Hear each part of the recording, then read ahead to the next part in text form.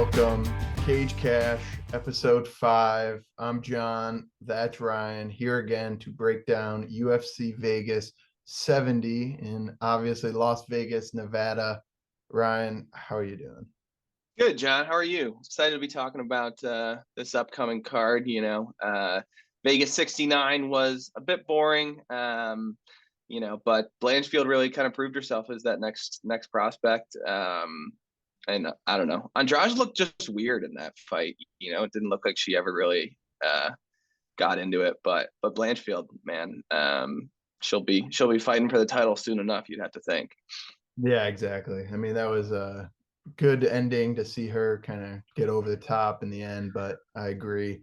Overall, pretty rough card. I mean, who knows if Breastgate or whatever Andrade was talking about yesterday. I know I didn't look too much into that, but I did see that was one of her Seemed reasons. a little far-fetched, but At least she put up a better performance than our man the Nightmare, but who has since been cut from the UFC. So at least that was probably that was warranted. And I think John called for it on the Cage Cash Twitter. So well, that's only because I Dana. was dumb enough to bet on him based only off his freaking physique. Oh, he looks so good, but clearly he's just He looked been good in the ring too. bodybuilding. He just didn't punch it. He's been bodybuilding and doing absolutely nothing else in terms of MMA. So maybe he does need to move to Vegas and hit the PI like I suggested. You're right. You're spot on. But I don't know that he's gonna have that. He might have lost that chance. So yeah, it might be a new sport for him. But anyways, let's move on then. Let's get quick into it. UFC Fight Night, Krylov versus Spann this Saturday. And let's start with the first event of the night, early prelims. We have a bantamweight fight. You're pulling it up right now. Jose Johnson plus 135, 15-7 overall versus Garrett Armfield. First of all, shout out Garrett. First like on the Cage Cash podcast from a UFC fighter. So that is in my mind. He is minus 160, 8-3 overall. Ryan, do you have any initial thoughts here? yeah, so this is going to be a really interesting matchup, I think, and a fun start to this card. So we've seen both of these guys come off the Contender Series, and Garrett Armfield, is a good prospect, has a kind of wrestling background originally, but really throws well with a lot of good boxing combinations. Offensively has a lot to like in terms of his boxing. My biggest thing in watching tape on him, I'm not really sure. He's lost it the one fight at the UFC level, the one fight at the LFA level, and the one fight at the CFFC level, right? So every time he's taken a step up in terms of anything, right, other than fighting at Shamrock FC, we've seen him lose. And that's not to say that I think he's a bad fighter, but I just don't know if he's necessarily UFC quality, right? He came in against Onama and looked okay there, but did lose via choke and was losing that fight pretty convincingly up until that. But I like his aggressiveness, and I like his ability to kind of go wherever this fight needs to go, right? Like he's pretty well rounded everywhere. I don't think he's going to be out of his element really anywhere either, right? Like we haven't seen him dominated in matchups even when he's losing. But nothing that I'm really loving, from tape study perspective either. And then, we've got Jose Johnson here, who's a really fun fighter to go back and do some tape study on. I think John, posted some videos on him. Check us out at Cage Cash Podcast on TikTok, or actually at Cage Cash is the name on there. We're starting to put up some highlights, trying to get deep into the film of some of these undercards. So yeah, keep it going. Yeah, so Jose Johnson, as we look at the screen here, right, like is going to be looking to throw with power and win by KO. But has fought kind of a very decent level of competition throughout his tenure, right? So the last two losses coming to Ronnie Lawrence and Mano Martinez, like two guys we know, and in the UFC, right, and has beaten some pretty good guys as well. And again, like I think he is a solid solid kind of fighter all around. And I think his big advantage in this matchup could be his length, right? So he's going to be 6 foot with that 71-inch reach, right? Versus the 5'6" Armfield. So I think, even if this fight gets taken down to the ground, we've seen Johnson with some good submissions and stuff off of his back. So, I just kind of I like this fight to play out a little bit closer than the line suggests. So I did have a play on Johnson earlier in the week. I put 2 units, I think, on Johnson at plus 130. And I'd line this fight a little closer to even, but I think we're going to get a nice, good fight to kind of start this card. Don't really have a big feel on the over or under in this one. But how about you, John? What are you looking at? Yeah, I think you summed it up well. I think Johnson's probably the more explosive fighter, has a little bit more finishing ability, both with his punches and submissions. I think one thing that a lot of people overlooking, Armfield came into the UFC, his debut against Onama was actually up a weight class. So he was Yep. fighting at 145 there. And if you watch the fight, a lot of his grappling and wrestling ability was kind of neutralized. He was kind of just leaned on heavy by Onama.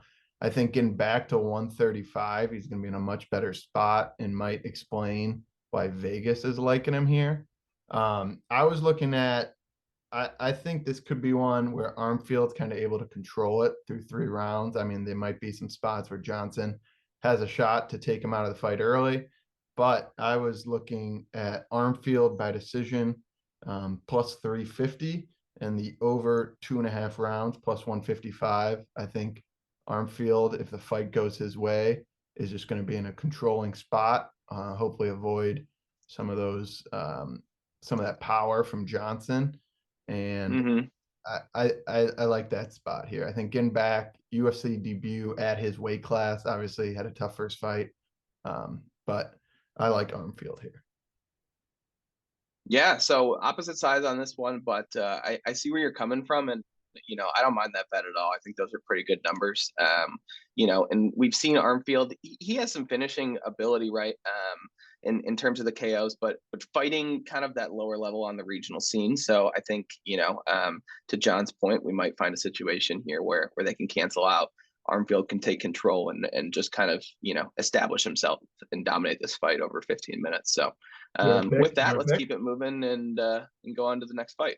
All right, you got to give. What do you have a pick there? What's the pick? Oh yes, I'm gonna take Jose Johnson by second round KO. All right, and you guys heard I'm gonna go Armfield by decision. But let's move Nice. on. Next up, we have bantamweight women's fight. Haley Cohen minus 155, 7-2 record, versus another 7-2 fighter, Aline Perez, who's coming in at plus 135. Main thing that stood out in my tape study, Aline Perez is known for twerking after all victories. It's an interesting strategy. I mean, you will see later on. We also got Jordan Leavitt on this card, so it might be a lot going on in UFC Vegas 70. But Cohen's coming off 2 victories, including split decision in the Contender Series. Perez is coming off a submission loss in her UFC debut. Ryan and Cohen also here, it's worth pointing out, has a big height and reach advantage on Perez. So what do you see here? Yeah, John. I mean, this is a pretty low level fight in my mind. I think both women are okay. Eileen Perez, as you says, is kind of known for twerking, and not a whole lot else. She came into the UFC guns blazing and said she was going to be fighting for the belt within a year. Lost that fight to Egger by submission, right away, but looked okay there. And she's going to be dangerous off of her back and has some good submissions and stuff like that. Versus Haley Cowan here, who's coming in and actually has like a gymnastics background, which I had never really heard as the base for MMA before. But she's going to be an athlete in there, right? If that tells you anything, she's going to be big, long, and athletic.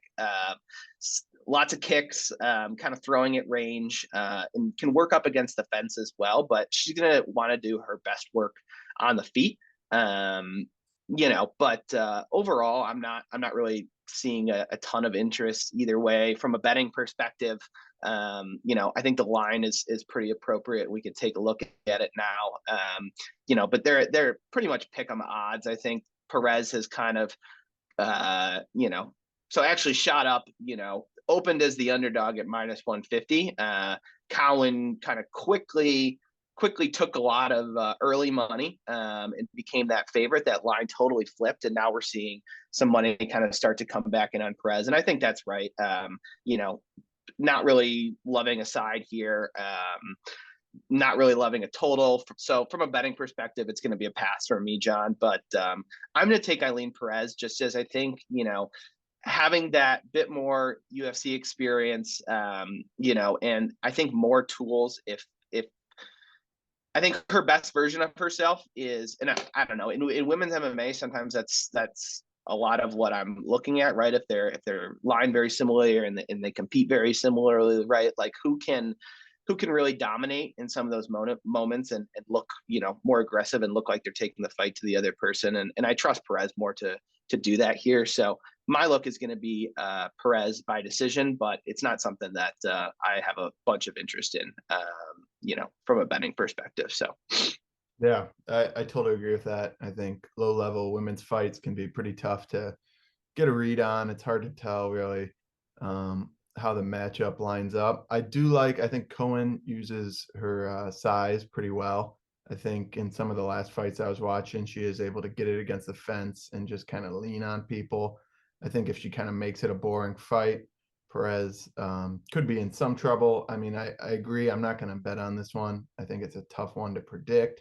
One number I was looking at was Cowan by submission. If she is able to kind of get her on the ground, she has that in her arsenal.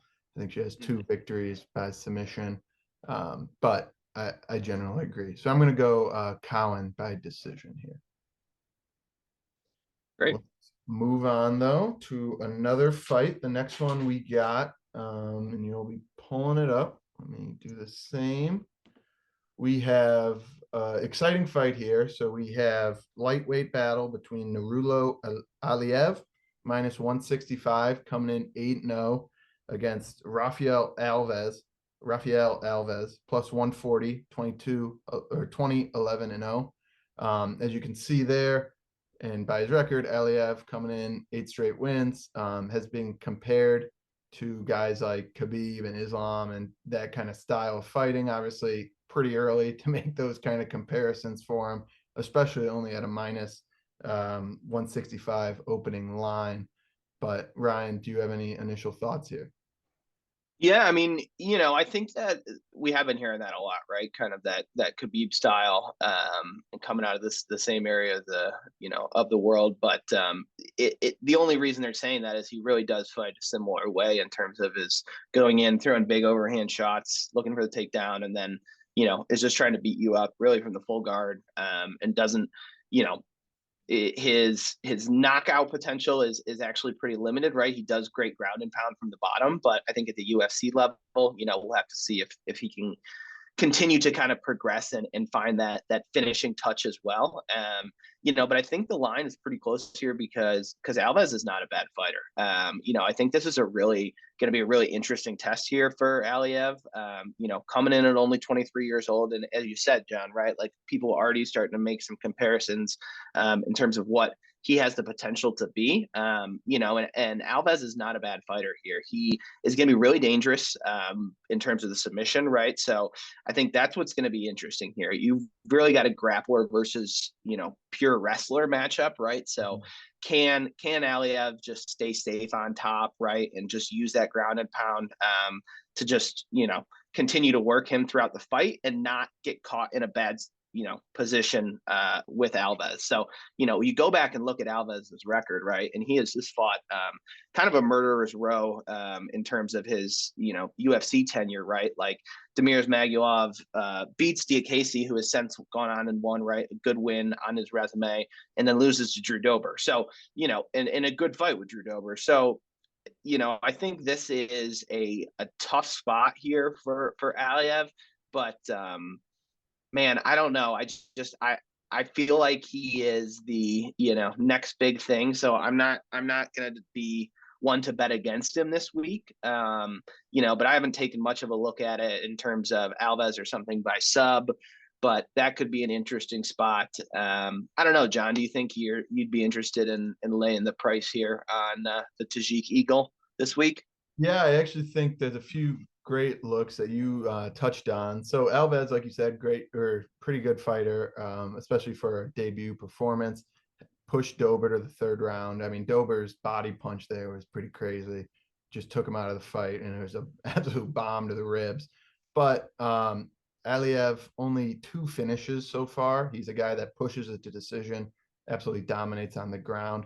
So I think from a betting perspective, there's good value on both him by decision plus 400 is a bet I really like. I think it could just 400, you said. yeah, Wow. correct me if I'm wrong. That I No, believe that that's sounds what I read today. But I that might be great one of my line. favorite bets of the night. I think he's the better fighter. He might have a little less experience, but and Ryan can correct me right or wrong. I believe. Yeah, wait, but wait. Yep. Or Alves plus Oh 400. no, I was misread. Plus 240. Still a good Yep. bet. Maybe not my best bet of the night. I apologize No, for. but that's not a bad price though either. Because to your point, I think that is probably his win condition here, right? Like he's not. I don't think he's going to get the sub, and I don't think he wants to play around with that, right? So, versus the KO line at only plus 360, I think you're probably getting more value in actually saying this fight goes to decision, right? So, Yep. And the other that's not a fight, bad look. the other bet I like is over 2.5 rounds. I saw it at minus 112. I think Alves Yeah. is a solid enough fighter. He's gone against top competition and pushed him pretty far. So I don't think this is going to be anything early. And I think getting pretty much even money there at the over is good value. So I'm going to go Elliot. I like the fact that with the submission danger that I think Alves presents on the ground, right? Like I like Aliev to not to really be looking for position, right, over anything else and keeping himself safe. And I don't think he cares if he goes in and gives a boring fight. The takedown and controlling his opponent is the style. So I do like this one to go to decision as well. You could even look at the goes to decision line at plus money. I think is not a bad look either. I think we're both in agreement there on Aliev to make his debut and win by decision. Yep, And I think so. yeah, so let's move on. Next fight, we got lightweight battle between Joe Selecki coming in minus 550, 12-3 record against your boy Carl Deaton the third. Opened at plus 400, 17-5 record. Selecki's coming off a grappling loss in the UFC Fight Pass Invitational, but his UFC record is actually 4-1, and that loss was to Jared Gordon in decision. We've seen to be a pretty solid fighter, and 57% of his wins are by submission. So that was one stat that stood out to me. But Ryan, do you have any thoughts on your boy CD3? Yeah, so CD3, Carl Deaton the third. If you follow the U.S. regional scene at all, you might be familiar with Deaton. Has kind of fought all over a little bit. Fought in the PFL, and has had some different opportunities and fought on some kind of higher level cards and has fought some pretty good guys. But coming in here 1.5 weeks notice against Joe Selecki. And John brings up Joe Selecki's UFC resume, right? And it's very solid. And I don't think he really gets enough credit in this weight class for where he's at. If this will load for us, but the 12-3 overall record, right, and 7 wins by submission, and 4-1 at the UFC level, right? So, what I like too, as we saw, right, is staying really active even when he's not fighting, necessarily in the cage, right, doing a lot of these grappling tournaments and keeping his skills up. So I like, I don't have any, crazy predictions here. I like Selecki to kind of win this fight wherever it goes.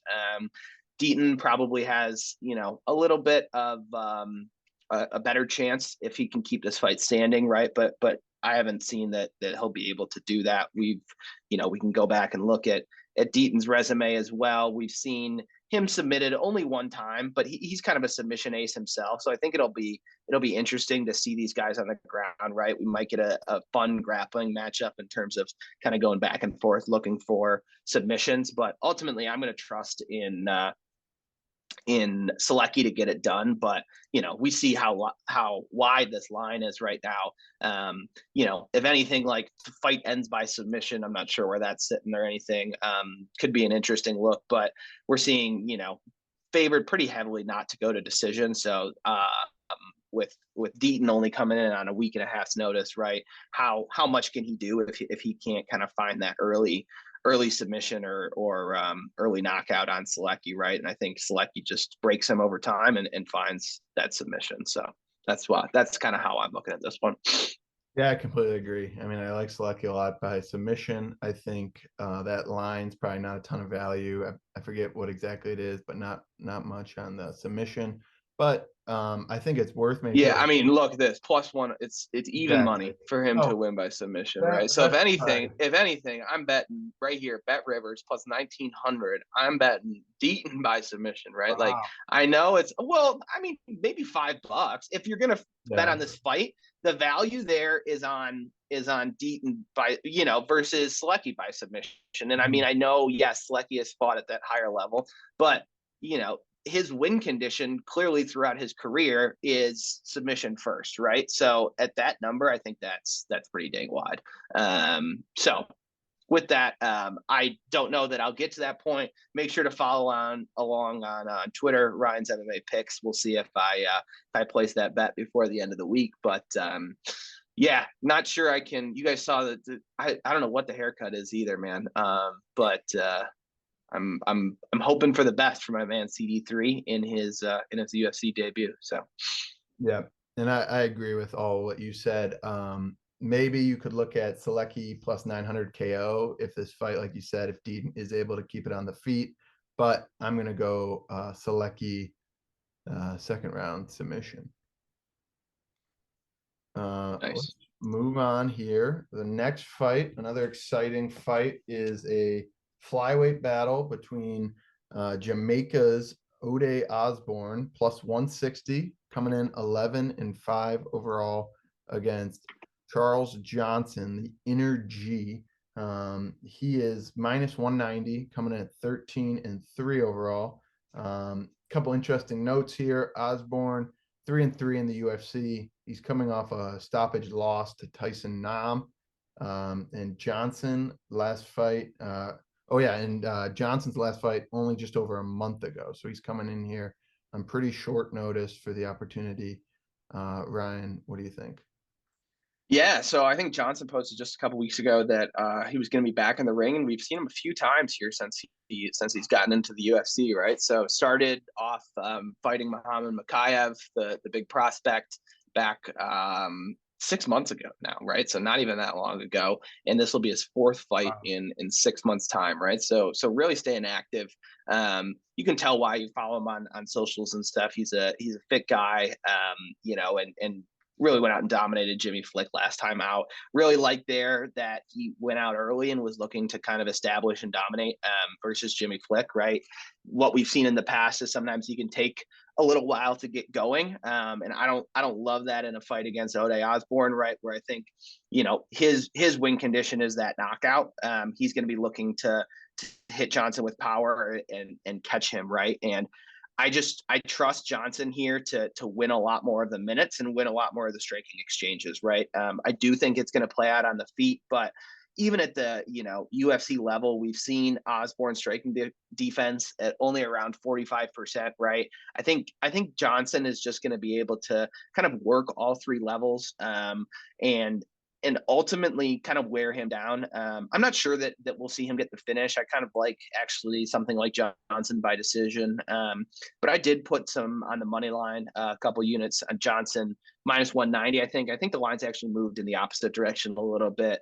People seeing some upside in Ode. And I get that, Johnson coming in on really short notice, but I just think he's a really good underrated fighter, right? And I think if he hadn't fought and lost to Muhammad Makayev, that he'd be an even bigger favorite in this spot, and really kind of the the what's next in terms of, you know, kind of getting that fight to get into the top 15 or something like that, right? So I think with this fight against Osborne, if he can win convincingly, that you know, he's going to have a chance to start fighting some higher ranked guys pretty darn soon. So yeah, I like Johnson in this one, but I definitely think Osborne is live for the KO. But you know, I'll shut up soon. But we've also never seen Johnson finish, so I just don't you know, I don't trust Osborne to find that finish. And at plus 160, I don't think those are good enough odds to really have me bite on that being his only win condition. Yep. Yeah, I agree with most of that. I think with Osborne coming in looking for the KO, the under 2.5 minus 120 is a pretty decent look. Betting on Johnson to kind of take care of business, but also leaving the door open if Osborne's able to land something. You can also get Yep. Johnson by TKO at plus 255, I believe, which could be something to look at. Especially if you're backing him on that kind of steep money line. Oh, now up to Yep. 275. So 275 on Bet Online. And you can even get Johnson right now as minus 148 favorite on some of the offshore books. So I mean, that's a line that I'd be smashing personally. And who knows, maybe I'll throw another unit. Given that I got him at minus 190. But we see the line is kind of coming down, and people are trusting Osborne here. And you'll see, you know, obviously his kind of preferred win condition being that KO as well. You know, but we're gonna have to see how this one plays out. But I like Johnson here. Cool. All right, same here. Let's move on. Next fight, as I mentioned earlier, we got a lightweight battle between Jordan Leavitt minus 125. I believe we've had some pretty decent line movement here. He's 10-2. And then you got Victor Martinez opened at plus 105, 13-4 overall. Martinez, 7-fight win streak, had a decision over Jacob Rosales in Dana White Contender Series.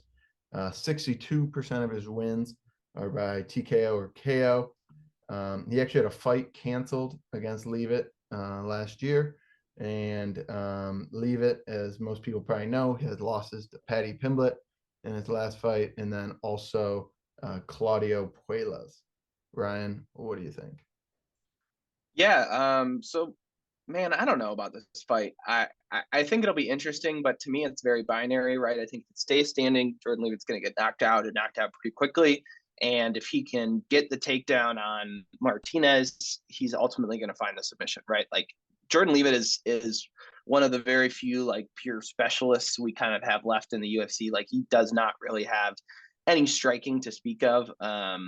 And is looking to get this fight to the mat and use kind of weird trips and just wrap you up and find that kind of unique submission, right? And he fights that weird style that is hard to game plan for, but you know that's what he's going to come with, right? So it's a question: can he get this fight to the mat? And I think if he does, you know, Victor Martinez could be in trouble. But man, I don't know. I don't really, you know, I like that Leavitt's been more active. I think he's fought a much higher level of competition, right? We saw Martinez get the decision on Contender Series, but that was a year and a half ago now, right? And his last win before that, almost 3 years ago. So he hasn't been as active as Leavitt. And, you know, I think this could be just an opportunity for Leavitt to kind of get back on track. And as long as he can stay safe in, you know, the first couple minutes of the fight before getting into the cage and trying to work a takedown, which I do think he's going to be able to get if he keeps pushing the issue. You know, I like Leavitt to ultimately find the sub at some point, you know, maybe first or second round. But I don't have any money on this fight because, as I said, I could really see, you know, pretty high variance in it going one of those two ways. But you know, Luna by KO or Leavitt by sub are going to be the kind of two ways that I'm looking to play this fight. But I do like this from, I'm not sure where the line sits in terms of an over under, but it could be an interesting under spot. Well, if you look there, it is worth pointing out Martinez is now the favorite. So there has been some movement in his direction. Yeah. Another reason I've been just thinking stay away from this one. It's a little weird. I was on the same train as you. I think Leavitt with the experience going up against higher level competition and fighting pretty well against them. I would have had him as the favorite. So I don't love seeing the movement from Vegas.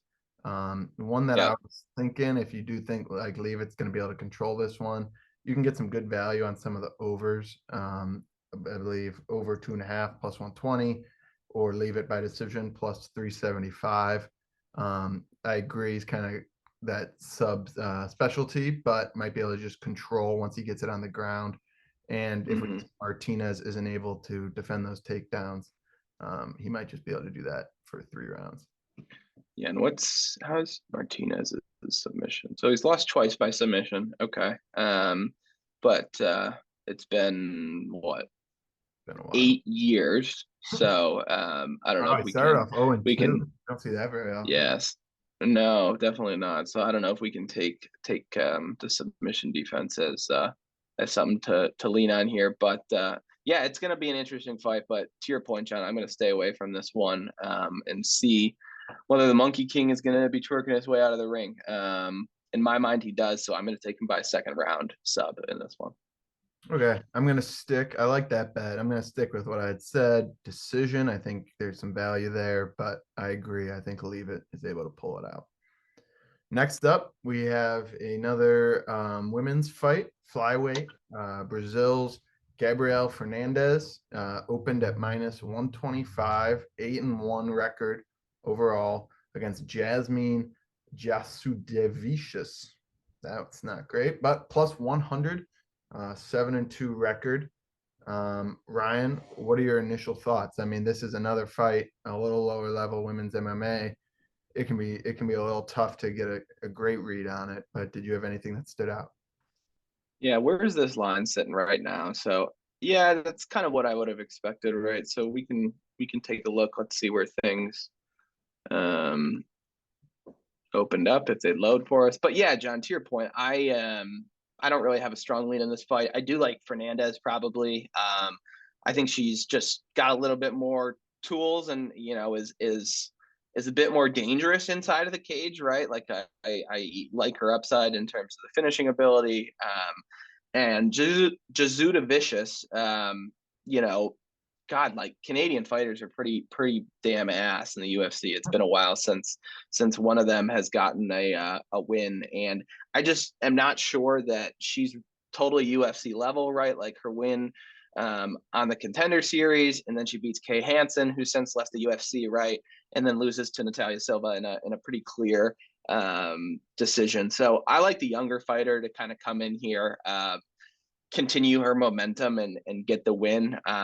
Don't really have again like a strong feeling one way or another on this one. She's going to be looking. I think submission is going to be where Fernandez probably wants to go, right? And I think that might be her easiest path, as we've seen Jazuda Vicious kind of struggle on the ground before. So if I'm her, that's where I'm going to go. And I'm personally leading towards the UFC newcomer here. But anything I'm missing, John? Any reason we should be backing Jazzy in this one?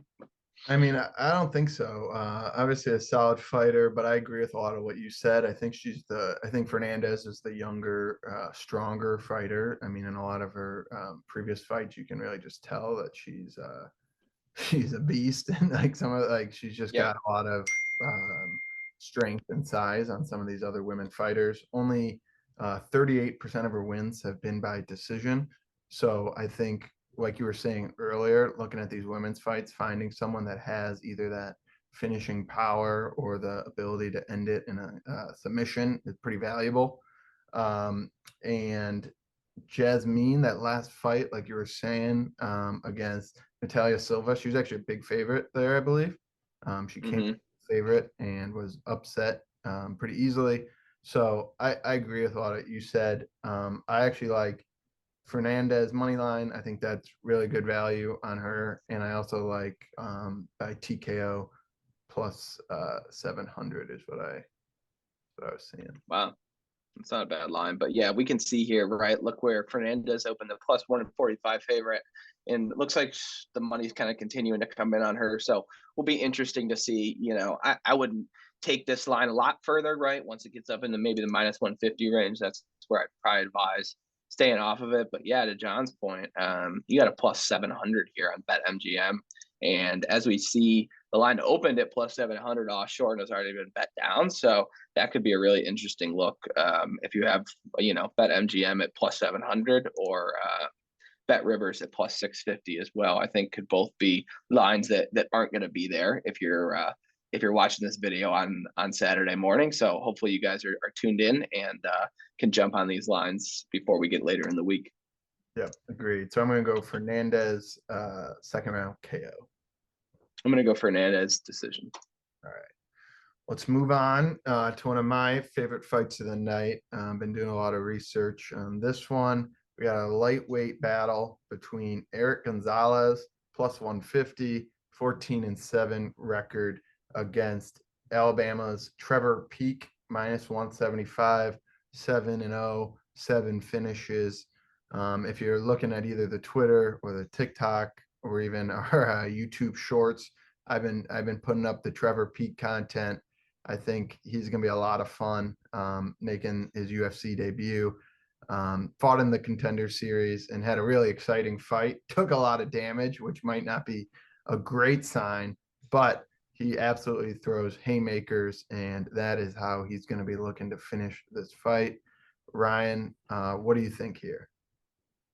Yeah, man. I mean, Trevor Peek is fun to watch on tape. He damn near killed a few people down on the Alabama regional scene.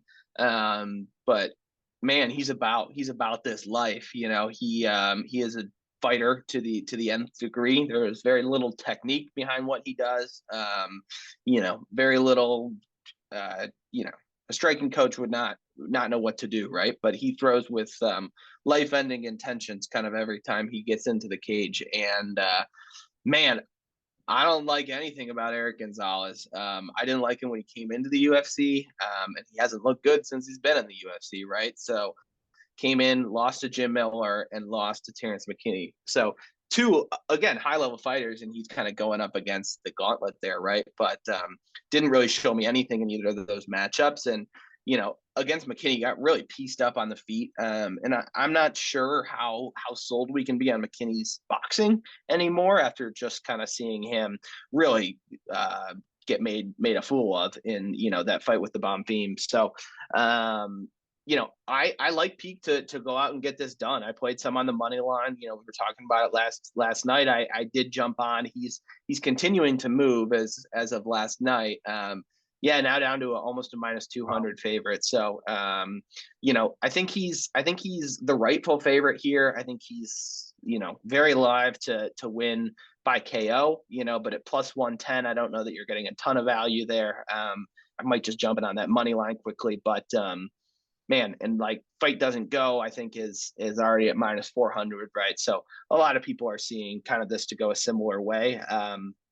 And as John said, right, I think the thing about Peek is we've seen him beat up before too. So there's nothing to say, especially fighting a higher level than I think we've ever seen him fight, that he won't be able to be stopped either. So I think with a killer be killed fighter like this, I'm just looking towards violence wherever I can find it. But I'm going to be riding with Peek, and I think he can get the job done over Gonzalez pretty convincingly. So I'm going to take a first-round knockout, actually, for Trevor Peek this weekend over Eric Gonzalez. John?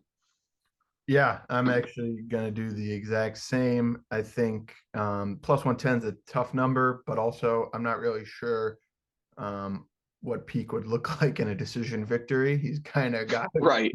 Who's going to go out there and swing. He's not going to jump on you. He's not going to do any of that. And like control from the ground. What he does is not. I mean, like, look at those stats, guys. Like, it's pretty wild, and really fights almost unique to himself in terms of his style, right? But 2 out of 7 made it out of the first round, which is exactly. And I was looking at one of those being his Contender Series fight where he got pieced up in the first round and then kind of came back and was like, go fuck yourself and put him away. So it was pretty beast performance, honestly, in terms of his kind of his willingness to stay in the fight, stay engaged, right? And like man, I just don't know that Eric Gonzalez has the will to break a guy like Trevor Peek, right? He might prove me wrong, but I'm not betting on that. So Yeah, I agree. So I'm gonna do the KO plus 110, and then also as this line keeps moving, I'm gonna try to get him into a few of my parlays. I think he is a good number for where he's at. But let's move on. Next fight, we have welterweight Mike Mallet minus 220, and we got two Canadians here. So after your Canadian slander a minute ago, we'll see who can pull this one out. But so Mike Mallet minus 220, 8-1-1 against Johan Lionesse plus 180, and he is 9-1. Right here, I like Mallet a lot. I can start it off there. It's actually pretty funny if you look back on his history. He used to be fighting at 145, and now he's all the way up at minus 170. I think that's been able to help him. Once he's made that move, he's been a lot more successful, and he's been a lot quicker than a lot of his opponents. He's kind of kept a lot of that smaller guy's speed and has been able to capitalize on that a lot. He has 4 consecutive victories, including KO in his UFC debut. I believe 100% of his wins are by finish, which yet again is pretty impressive. And then you got Johan, who's 1-1 in the UFC, had a split loss to Darian Weeks and was TKO'd by Gabe Green. From what I saw, I think Johan is a good fighter and has some stuff going for him. But I think the speed disadvantage is going to be the major thing here. From what I saw, I don't think he's got the quickness on any of his attacks that will be able to take Mallet out. So I like Mallet here. But what do you think? Yeah, John. I mean, that's a really good breakdown. I like Mallett as well. I think he probably can go out there and find it. My big thing is as a better, I can't find a lot on either of these guys, right? In terms of, they neither of them have fought all that often. Mike Mallett is 31, but we've seen him around the UFC for a long time. He's a coach at Team Alpha Male, right? And just didn't fight very often. But when we've seen him in the cage, he's been great. But like you go back and watch tape, and like it's he's fighting before he kind of has been on this little run here, wasn't fighting all that often, and was fighting kind of really low level as he was, right? So we saw last time out, against Mickey Gall, he was doing fine in that fight, but wasn't dominating or anything. But then turned that switch and kind of stepped into a punch and put him out. And I think that's the potential he has here as well. And as you said, John, I think the quickness on the feet is going to be really a big advantage for him. I don't really see this fight playing out on the ground all that much. Lioness has got about a 90% takedown defense in the UFC now. I mean, it's only 2 fight sample size, but almost 10 takedowns against him, and has only given up one. So I like him to be able to keep this standing. And my big question, I'm actually going to be waiting until the weigh-ins to really decide on this one, I think. Because the one thing you mentioned, right? Mallet being a maybe more natural 140 pounder, right? And although they're the same height and reach here, Linus with a 3-inch reach, but I think Linus might be the bigger guy.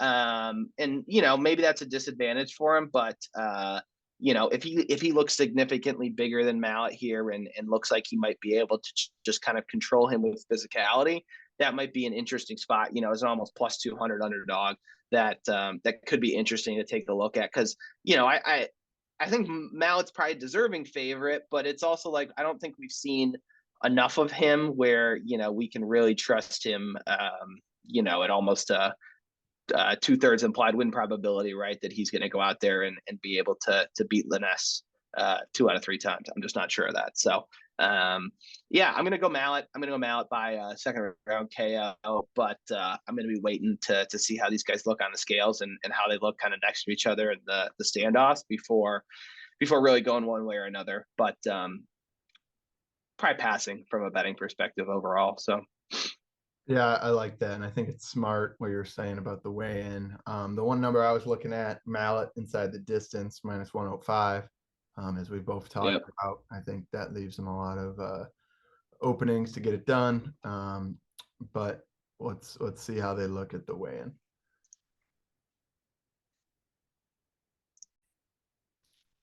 All right, and welcome back. Apologies for the cut. I had to make an outfit change and head to Mass. But with that said, we are going to move on to the next fight, which is a flyweight women's fight between Tatiana Suarez, who opened up at minus 750 with her 8-0 record, against Montana De La Rosa, who opened up at plus 540, 12-7-1 record.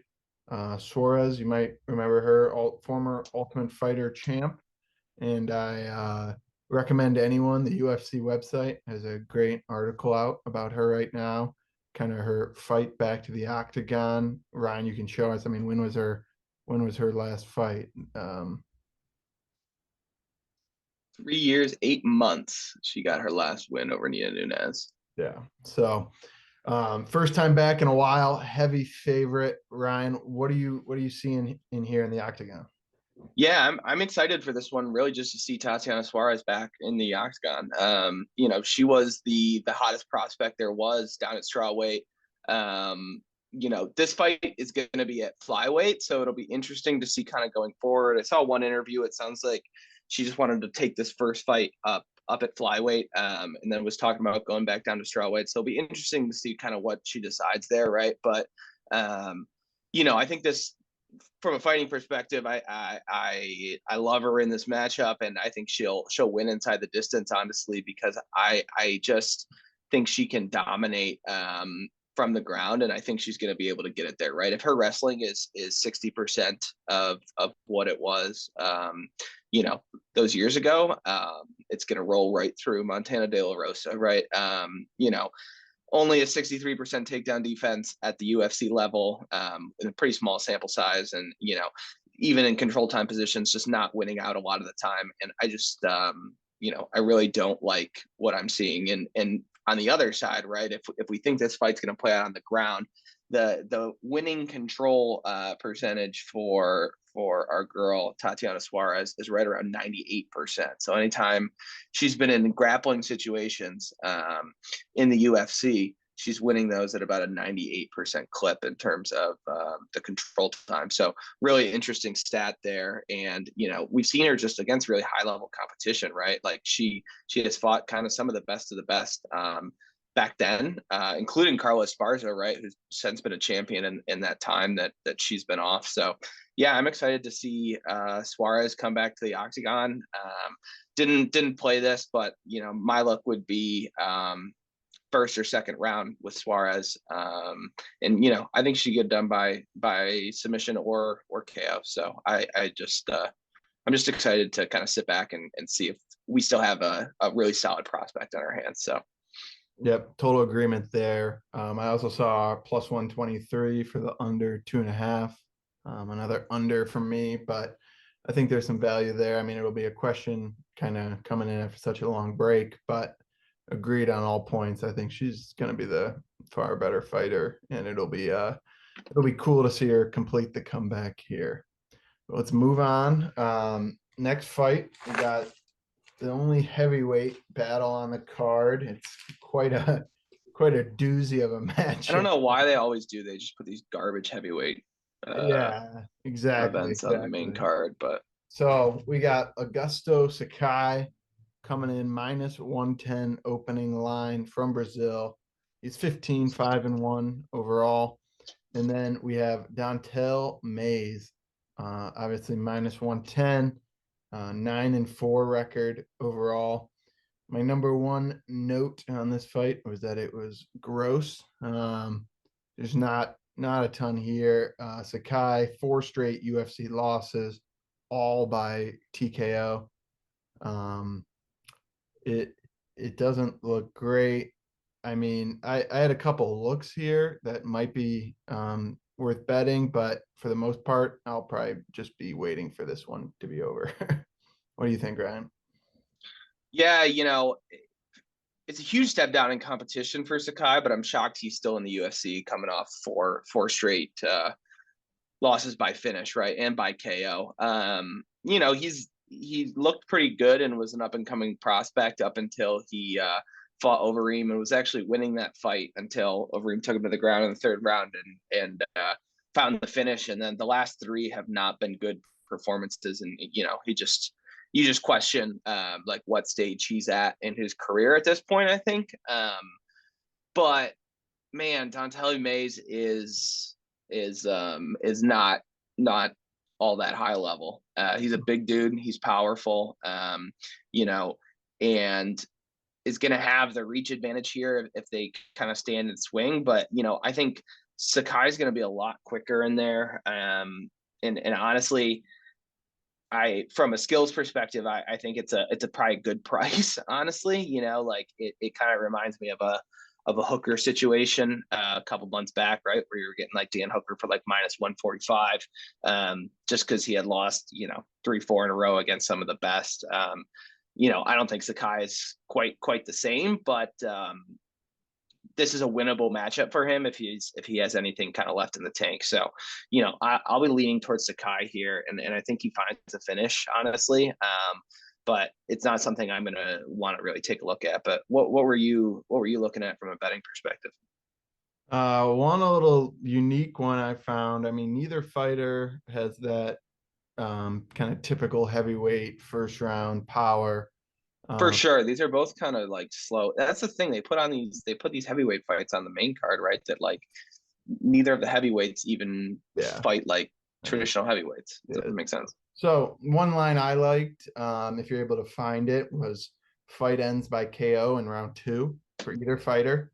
I think that might be the point where we see, no matter who it is. I kind of liked Mays just from a standpoint of if you get KO'd four times in a row, it's hard to bet on you the fifth time not to get KO'd again. Especially with all we've seen from some of these fighters who get past their prime.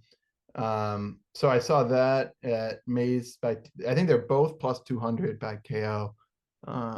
Which at that point, I guess that makes sense if it's Yeah, I mean that's about right in my eyes, right? So maybe you are just taking the dog because it's dog or pass. I think if you're gonna bet this fight because you can't trust Sakai, yeah. um, in his chin at this point. But yeah, I think that's not a bad look, John, because to your point, I think one of these guys could just pull away a little bit. And, I don't really trust either of them to have that toughness or durability if it comes to Yeah. that. Right.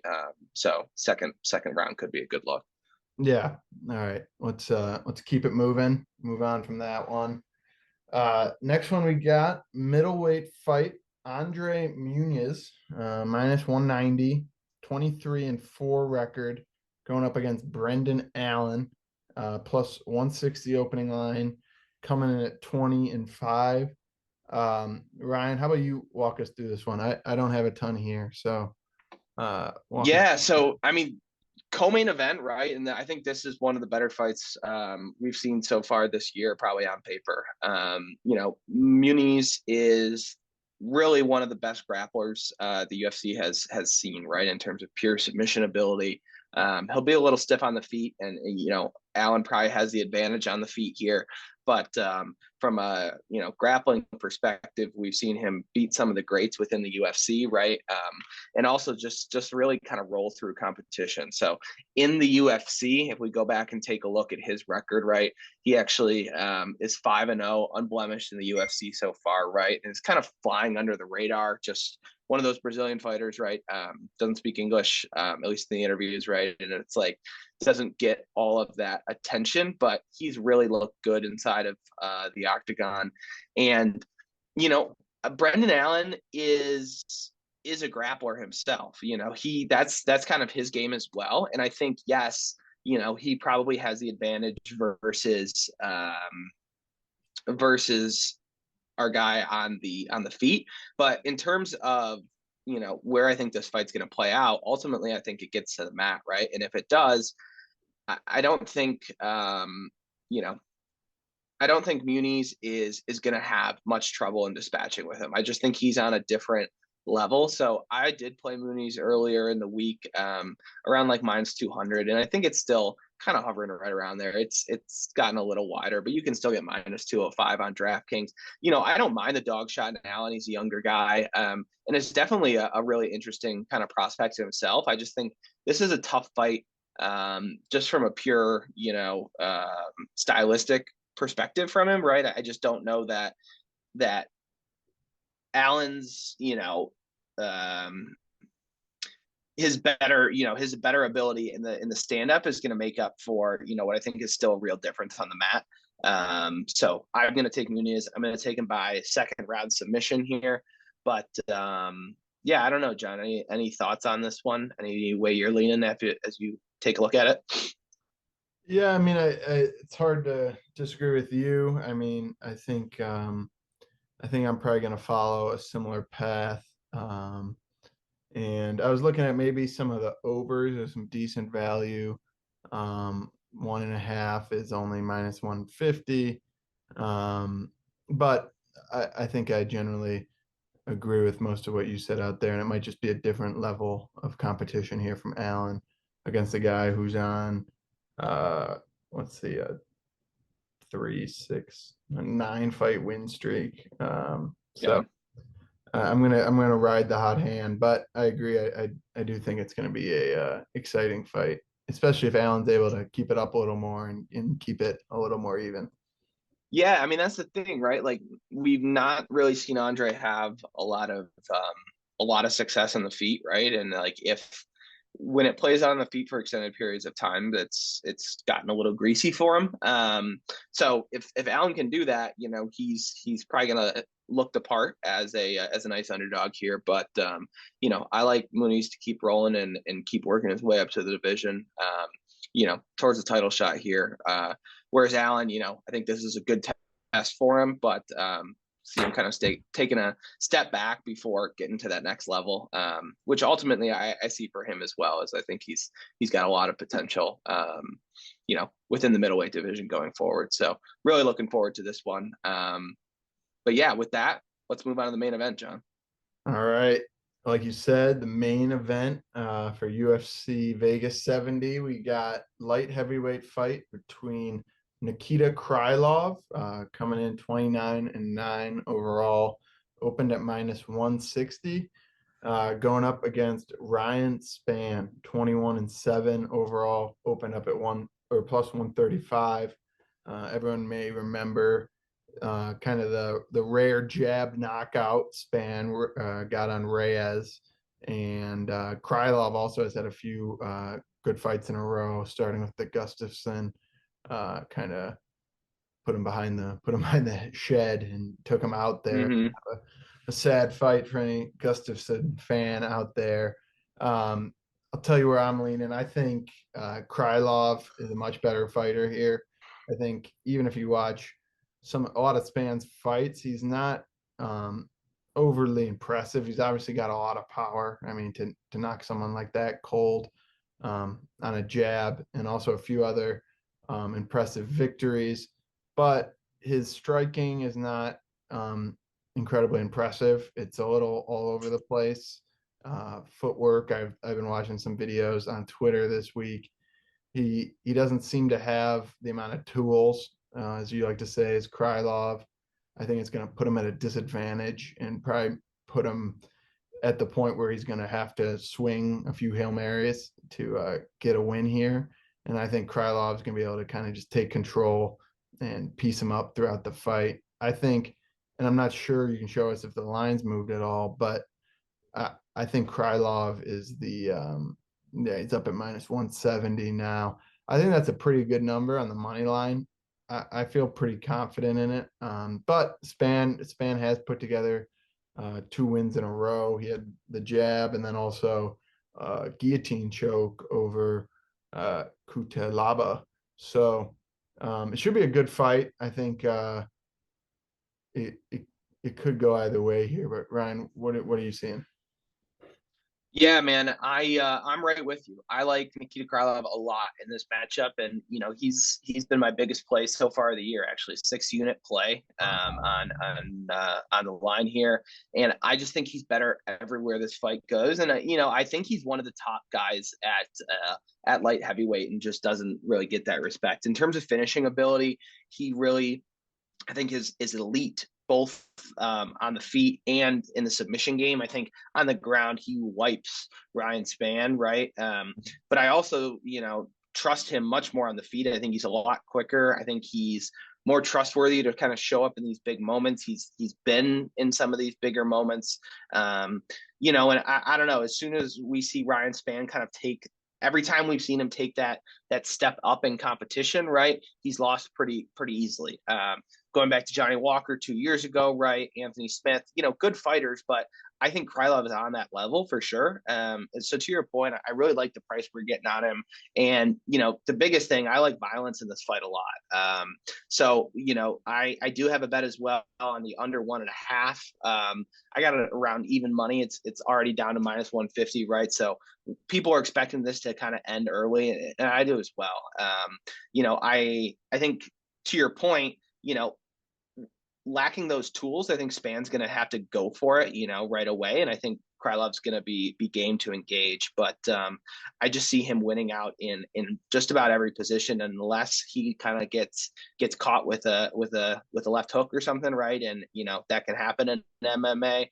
I really like the number we're getting on Krylov here, and I think he's dangerous to kind of go on a run in this division.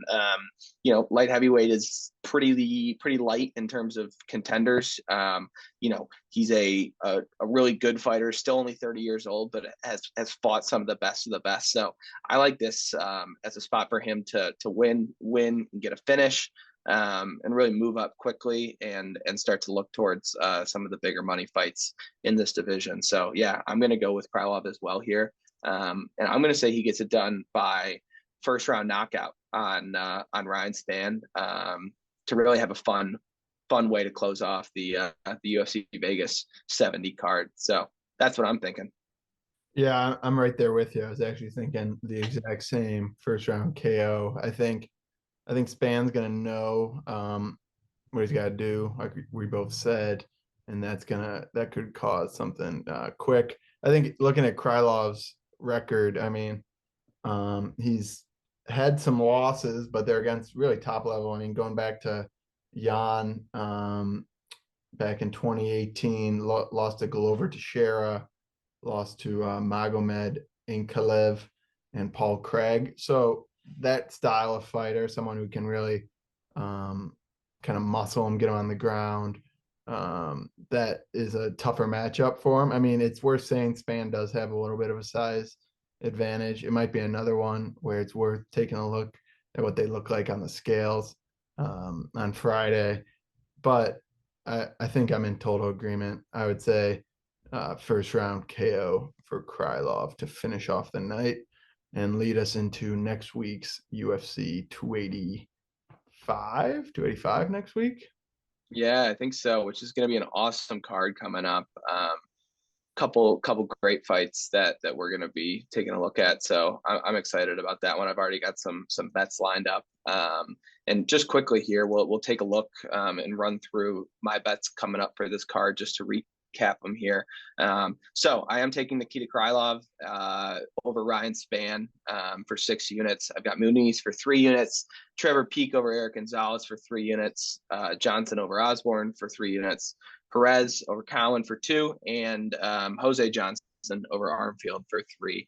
And then I've also got the Allen and Muniz under 2.5, and the Krylov Spann under 1.5. So, and then I've also got I think a fun parlay that I've seen kind of going around Twitter, the like Ukrainian freedom parlay, Amasov and Krylov, parlayed together. So Amasov's fighting for that for the Bellator belt, defending the belt this weekend as well.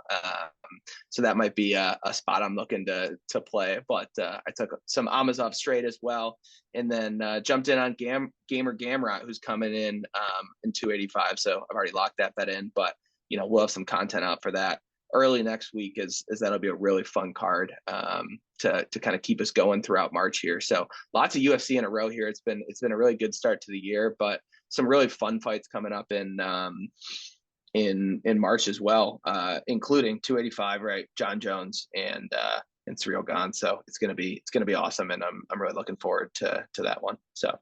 Yep. And if anyone was looking for my predictions, I had Armfield by decision. I had Aliev by decision. I had Selecki by KO. That's a light one. Probably wouldn't put too much on that one. Also had Charles Johnson by KO. I had Jordan Leavitt, which is a close one, as we discussed. Yep. I also like Gabriela Fernandez a lot, minus 125. And then my favorite fight of the night, Trevor Peak by KO plus 110. That's going to be probably my biggest exposure, simply from a fandom standpoint. Also liked I like Mike Mallet, and then Krylov was my final bet of the night. So that being said, hopefully me and Ryan gave out some winners. Ryan had his first losing card in over, I think, 5 cards at Vegas 69. So hopefully we get back on track here. I think it's going to be a much more exciting card throughout, a lot more action. And with that said, Cage Cash episode 5. We appreciate the listeners. If you could like, comment, subscribe. Still looking for our first comment. We know it's coming soon. Yep. W in the chat. Throw it down Follow there. us at Cage Cash Podcast on Twitter, at Cage Cash on TikTok, and follow Ryan at Ryan's MMA Picks on Twitter. With that said, have a good night, and we appreciate you listening. Cage Cash out.